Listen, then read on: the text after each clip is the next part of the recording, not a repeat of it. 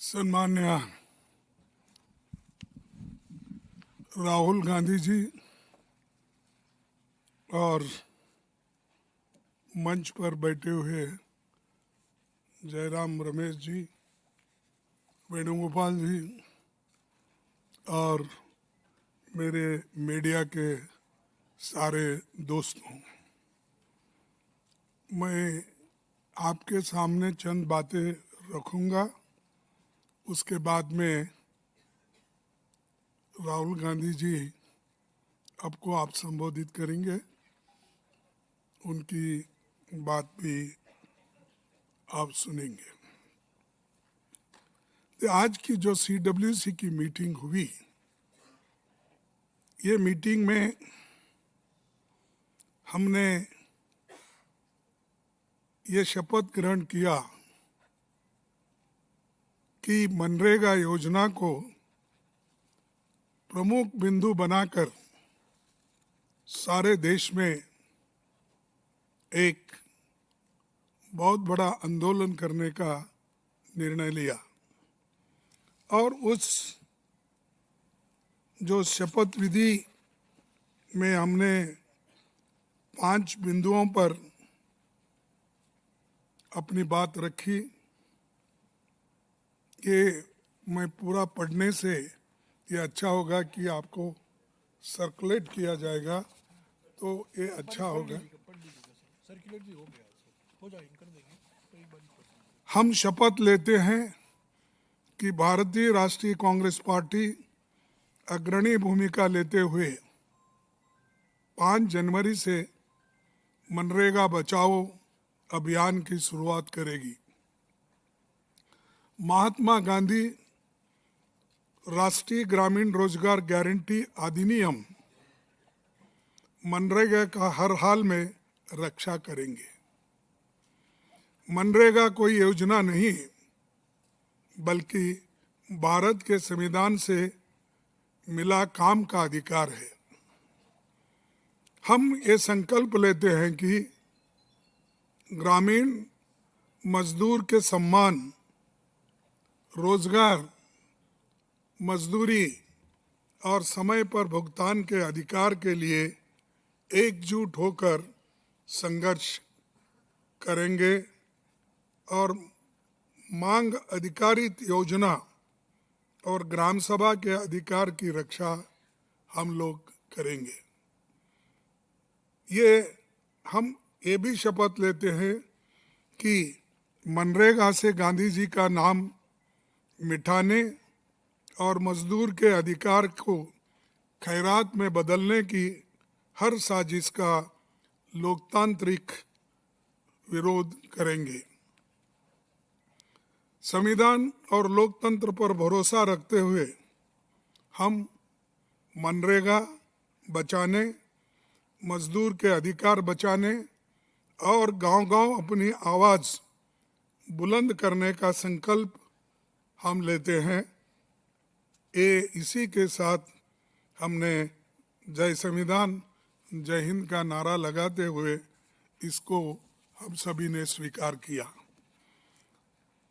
आपको मालूम है कि लोकसभा में हमारे नेता राहुल गांधी जी मनरेगा पर पहले बहुत बार आवाज़ उठाई थी। उसके बाद में बाहर भी इस कानून के हिफाजत में हमने कई बार उठाया है, लेकिन एक कानून को वापस, अब नई कानून जो है इसको वापस लेने के लिए हम लड़ते रहेंगे। खुद इसी सरकार ने 16 दिसंबर 2025 को संसद में माना था कि नीति आयोग के अध्ययन में पाया गया मनरेगा से ड्यूरेबल असेट्स कैसे बने और ये प्रोडक्टिविटी योजना करने वाली एक प्लान है और इसलिए ये बहुत अच्छा है। इसका गुणगान बहुत से लोग किए हैं और हमारे सीएजी रिपोर्ट में भी है। उसके बाद जो भी हमारे रिपोर्ट्स आते हैं या रूरल डेवलपमेंट के, उसमें भी है। और उसके अलावा कोविड में किस तरीके से ये माइग्रेंट वर्कर्स को हेल्प किया और जो लोग, बहुत से लोग जीवित रहे, उनको ये इसका फुल फायदा मिला। अगर नरेगा नहीं होता तो लाखों लोग मर जाते थे। ये इसका बहुत बड़ा देन है। और मैं यहाँ आपके सामने कहना चाहता हूँ, इस मनरेगा प्रोग्राम को लाने वाले श्रीमती सोनिया गांधी जी, मनमोहन सिंह जी, उनकी जो टीम एक डायरेक्टिव प्रिंसिपल्स आर्टिकल 41 को हक में रूपांतर करके, राइट्स में रूपांतर करके देश के गरीब जनता को ये दिया। उसी के वजह से गरीब जनता आज भी जिंदा है। वो किसी के अंडर काम करने के लिए नहीं जाते। जब ज़रूरी होता है तो ये 100 दिन जो हमने पहले गारंटी दी थी, और कभी कभी ज़रूरत है तो इसको बढ़ाने का भी एक सरकार के पास अधिकार था। लेकिन ये सब इन्होंने छीन लिया। गांव, गरीब, कमज़ोर तबकों के लिए सबसे बड़ी मददगार रही मनरेगा। 11-12 से अब तक लगभग करोड़ों परिवारों को रोजगार मिला है। मनरेगा ने दलितों, आदिवासियों, महिलाओं, वंचित तबकों को गांव में ही रोजगार देकर सशक्त किया। पलायन रुका, गांव में बुनियादी ढांचा और पर्यावरण संरक्षण मजबूत हुआ। मैं ये कहीं बता रहा हूँ कि अपने ही गांव में रह के जो छोटी मोटी खेती भी अगर उनकी होती है तो उसकी भी वो एक तरफ काश्त करके उसका लाभ उठाते थे, और दूसरी तरफ उनको जब मजदूरी नहीं मिलता था तब वो लोग नरेगा के स्कीम के तहत वो काम पे भी जाते थे। लेकिन ये सरकार गरीबों का हक छीनने में बहुत उन्होंने प्रयास किया है, और इससे देहातों में ही नहीं, जो लोग इस पर निर्भर थे वो सब लोग आज बहुत गुस्से में हैं। और इसका वो गुस्सा जो है इनके ऊपर बहुत भारी पड़ेगा। जैसा कि किसानों के 3 काले कानून थे, उसको रद्द करने के लिए जो किसानों ने लड़ाई लड़ी, हमने लड़ाई लड़ी, और जो पार्लियामेंट में राहुल गांधी जी, हम सभी लोग, इवन अपोजिशन पार्टी के लोग भी हमारे साथ आए, लड़े, उसी लिए उनको वापस लेना पड़ा और किसान भी भारी आंदोलन करे। उसका ये एक नमूना आपके सामने पेश कर रहा हूँ। इसीलिए श्रमिकों की मजदूरी का 100% भुगतान केंद्र सरकार करता था, यानी 90% सेंट्रल गवर्नमेंट देती थी, 10% स्टेट गवर्नमेंट। आज वो 60% सेंट्रल गवर्नमेंट और 40% स्टेट गवर्नमेंट। इसका मतलब है कि स्टेट गवर्नमेंट पे भारी बोझा, आर्थिक बोझा उसके ऊपर पड़ेगा, और आर्थिक बोझा पड़ने के बाद कोई डेवलपमेंट नहीं होगा स्टेट में।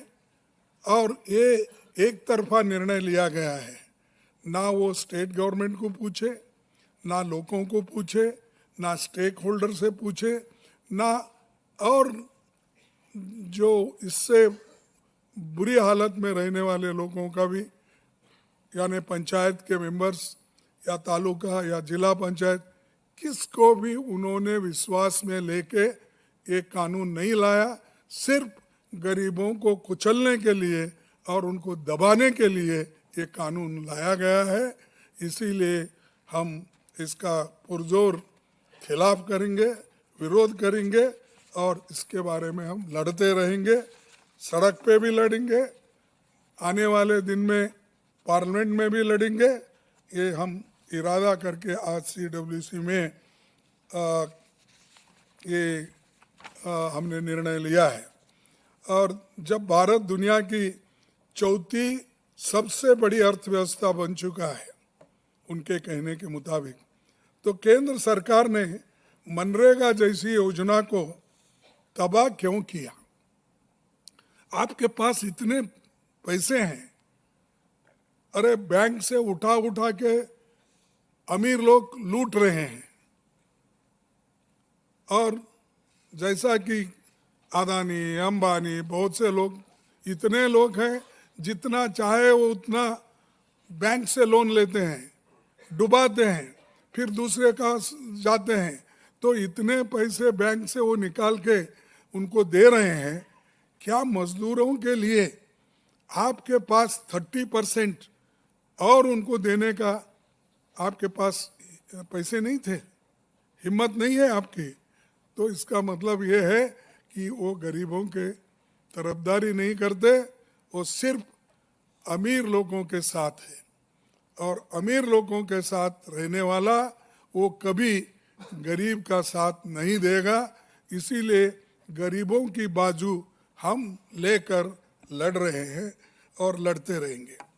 और दूसरा, मनरेगा से राष्ट्रपिता महात्मा गांधी का नाम हटाना ये एक अपमान है, क्योंकि सोनिया गांधी जी और मनमोहन सिंह जी ने तो इसको राइट बेस्ड कानून बनाया था।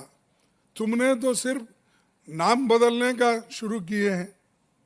अरे हम हकूक दिए, राइट्स दिए, तुम नाम बदलने के पीछे भी गिरे हैं।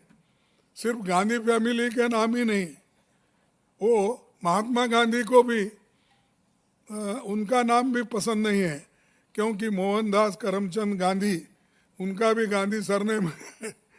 तो गांधी जी यहाँ भी है, तो चलो जितने गांधी नाम के सरनेम वाले हैं उनके ऊपर हमला करो। ये हमला गांधी जी के ऊपर भी है, महात्मा गांधी के ऊपर। और एक देशव्यापी आंदोलन अपना होगा और इसके लिए सर्वसम्मति से वर्किंग कमेटी में माना गया है। और इसके बाद मैं यही कहूँगा कि हम जोर से लड़ेंगे, लड़ते रहेंगे। और आपका साथ मैं मांगता हूँ, क्योंकि आपके भी कुछ ये होंगे, थोड़ा सा आपको भी तकलीफ होगी, लेकिन सच्चाई को अगर आप सपोर्ट नहीं करेंगे, जो देश के संविधान में दिए हुए ये हकूक को अगर आप सपोर्ट नहीं करेंगे, तो एक बहुत बड़ा गुनाह हम सब लोग कर रहे हैं। तो इसलिए इतना ही कह के मैं अपने 4 शब्द को समाप्त करता हूँ और राहुल गांधी जी आपके सामने अपनी बात रखेंगे। धन्यवाद। धन्यवाद खारगे जी, आप सबका यहाँ बहुत बहुत स्वागत। ठीक है सर, आप सबका स्वागत। मनरेगा सिर्फ एक योजना नहीं थी, मनरेगा राइट्स बेस्ड कॉन्सेप्ट था। मनरेगा से देश में करोड़ों लोगों को एक मिनिमम वेज मिलती थी, जिसके नीचे जब मनरेगा चालू होता था तो उसी लेवल पर उनको मिनिमम वेज मिल जाती थी। और मनरेगा जो हमारा 3rd टियर है, पंचायती राज का जो टियर है, उसमें directly political participation, finance, support का एक साधन था, मेथड था। तो ये डायरेक्ट राइट्स बेस्ड का जो कॉन्सेप्ट है उस पर आक्रमण है। दूसरी बात, जो फेडरल स्ट्रक्चर है, स्टेट्स का जो स्ट्रक्चर है, उस पे भी ये आक्रमण है। ये जो पैसा लिया जा रहा है, ये स्टेट से छीनकर सेंटर ले रहा है। तो ये concentration of power, concentration of finance है। इससे देश को नुकसान होगा। इससे जो गरीब जनता है उनको नुकसान होगा, उनको दर्द पहुंचेगा, उनको कष्ट होगा। और आखिरी बात, मुझे बताया गया है कि ये decision directly prime minister office से लिया गया है और मंत्री से बिना पूछे, कैबिनेट से बिना पूछे ये डिसीजन लिया गया है। इससे आपको आज की हालत क्या है उसके बारे में पता लगता है कि वन मैन शो चल रहा है और जो भी नरेंद्र मोदी जी करना चाहते हैं वो करते हैं, और पूरा का पूरा फायदा वही 2-3 अरबपतियों के लिए है। आप देखना, ये प्रोग्राम कोलैप्स करेगा, राइट्स बेस्ड आर्किटेक्चर कोलैप्स करेगा, इससे रूरल इकोनॉमी को नुकसान पहुंचेगा, और यही पैसा नरेंद्र मोदी जी, अदानी और अंबानी जैसे लोगों को पकड़ा देंगे। Thank you. धन्यवाद, धन्यवाद। No, the English for south. So Venugopal ji, he wants me to say it in English. आप अंग्रेजी में बोलेंगे? मैं बोलूं? MNREGA is just not a work program. It is a conceptual framework, development framework that, by the way, has been appreciated across the world.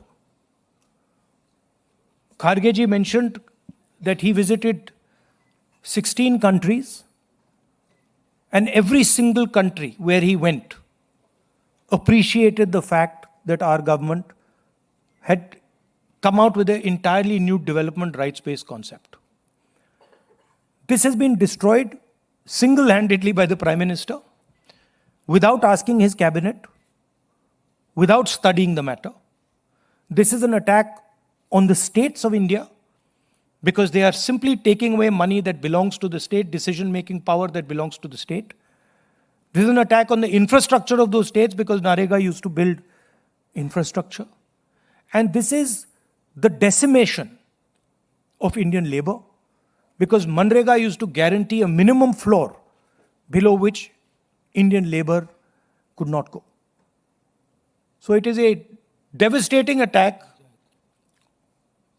on the states, on poor people of this country, and it is carried out by the Prime Minister single-handedly, much like Notebandi was. It is going to cause tremendous pain to the weakest sections, to the Adivasis, to the Dalits, to OBCs, to poor general castes, minorities, and it is going to benefit Mr. Adani in full measure. That is the purpose of this, to take money away from poor people and hand it to people like Mr. Adani. And finally, Manrega, apart from being a rights-based program, also strengthened our panchayats. It allowed political action in the panchayats. It injected money into the panchayats. It allowed the decision-making power at the panchayat level. So this is an attack on the democratic structure, on the third tier of government, and on the basic architecture of our country. As Kharge has said, we are going to resist it, we are going to fight it, and I'm confident that the entire opposition is going to be aligned against this action. Thank you. धन्यवाद।